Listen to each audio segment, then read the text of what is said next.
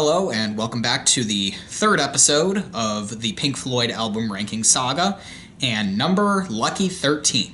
So, this is the third episode. We are at album number 13 now. Now, I think, let's just get right into it. You know what the title is. Number 13 for me is The Endless River. And just like the Division Bell, I don't have a physical copy of it. This picture's going to have to do. Okay. Let's discuss some things that I think I've noticed with a lot of Pink Floyd fans and I've noticed with me. A lot of Pink Floyd fans have said, the Division Bell's a great album, The Endless River isn't. Fair statement. Okay. Here's what I think. As you know, my 14th album was The Division Bell, so I'm not a huge fan of really either of these albums. Here's the problem for me.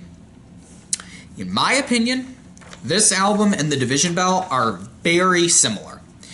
I think that you could put some tracks on The Division Bell, some from this, and mix them. I think they're roughly the same. Very melodic, beautiful, calming, relaxing songs that David Gilmour wrote, pretty much. The only difference being that this one, which came out in 2014, so the last Pink Floyd album, number 15, was technically written as a duo because Rick Wright had already passed, but it features a lot of Rick Wright's keyboard playing, you know, stuff that he had recorded before he passed. This album has some more songs than no outtakes than the Division Bell, but to me, they sound very similar. The only reason that I put this above the Division Bell is because, honestly, if I had to listen to one of these albums, start to finish, I would honestly pick this one. Even though neither album really does anything for me, I think that the songs on this one are a little bit more, I just like them better. So, like, for example, first song is Things Left Unsaid. Calming, relaxing, end of story. Okay, next song is What We Do. Once again, beautiful song, great, no opinion.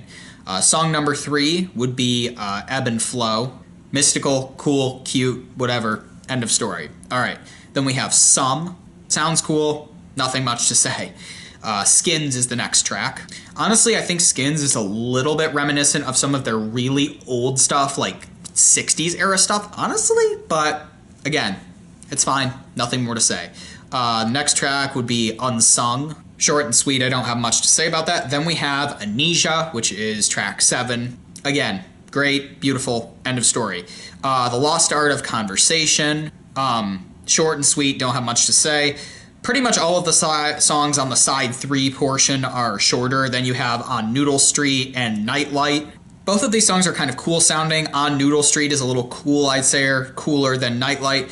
Then you have Allen Z1, Autumn 68, familiar, Summer 68, and Allen Z2. Allen Z1, I like it, good song, cool.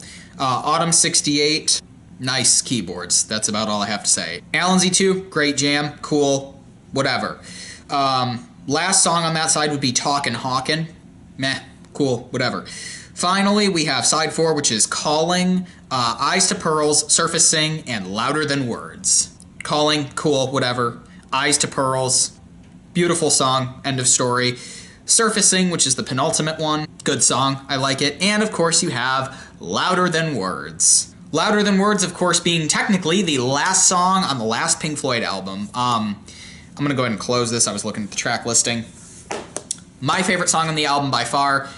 What a beautiful...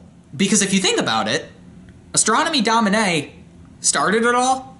Louder Than Words ended it all. Yeah, they had the whole Ukraine thing, but Louder Than Words is a beautiful song, I will say. Now, here, after I just ran through all those really quick, again, I think it's a great album. Compared to the other Pink Floyd stuff, it doesn't really do anything for me, but I would still listen to this over the Division Bell. So, that is the reason why an album that not a lot of people like, I think it's fine. Again, you heard a lot of my reactions in there. It's, you know, the way I think about those songs is they're good, but, you know, good song, nothing interesting happened. Goodbye. It's an interesting album. I have a hard time putting it higher because, and something else too that's interesting is when I was initially making this list a couple months ago, I was going back and listening to all of the albums, vinyl, whatever. I had moved the Division Bell and this album around, but I kind of knew straight up I like this more than the Division Bell, but I had a hard time splitting them. I always had Division Bell and this album grouped together because they're very, very similar in my opinion. So I kept them together. I moved them up, down, whatever. But really, these two albums, again, I would listen to this over Amagama any day. I mean, this is beautiful. I think even more so than the Division Bell. That's why it's higher place. But unfortunately, for me, I just almost dropped the paper.